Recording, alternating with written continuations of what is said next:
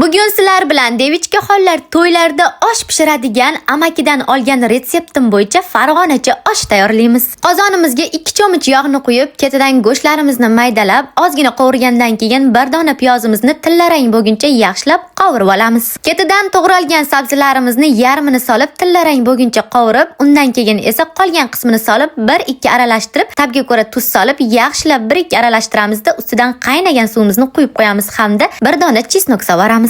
Oshimiz zirvagini yarim soat davomida o'rtacha olovda qaynatib olamiz, tagini past qilib qo'ymaymiz. 2 cho'mich kuyib olingan yog' uchun men 1 kasa lazer guruchini issiqdan ilg'roq bo'lgan suvda yaxshilab yuvib oldim. Yaxshi pishib olgan chesnokni chetga olib qo'yib, guruchlarni kapkirimiz yordamida suvni yaxshi silqitib savolamiz. Guruchni solganimizda guruchlarimiz suvdan ko'rinar-ko'rinmas bo'lib turish kerak. Xohishga ko'ra osh mayizidan ozroq solib, ketidan 1 dona yoki 2 dona chesnok bo'lakchasini mayda qilib to'g'rab 5 minutga ustini o'rtacha olovga qo'yib dimlab qo'yamiz. 5 minutdan keyin ochamizda qaytadan guruchimizni nargi tomonini ag'darib, yana 5 minutga tagini past qilib dimlab qo'yamiz. Yaxshi suvini tortib olgan guruchlarimizni o'rtaga to'plab, xohishga ko'ra ozroq ziradan ham qo'shib, agar sizda ham onangiz qishlog'ingizdan sariyog' berib yuborgan bo'lsa, 1-2 qoshiq qo'shib yorsangiz bormi, shunaqangi mazasi zo'r bo'ladi. O'rtasini esa qoshiq yordamida ochib, yana 10 minutga tagini past qilib dimlab qo'yamiz.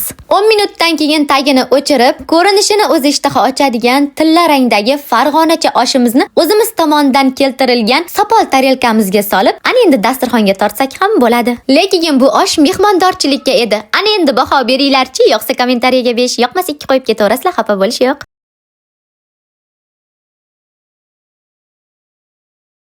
Ana endi baho beringlarchi, yo'qsa kommentariyaga 5, yoqmas 2 qo'yib ketaverasizlar, xafa bo'lish yo'q.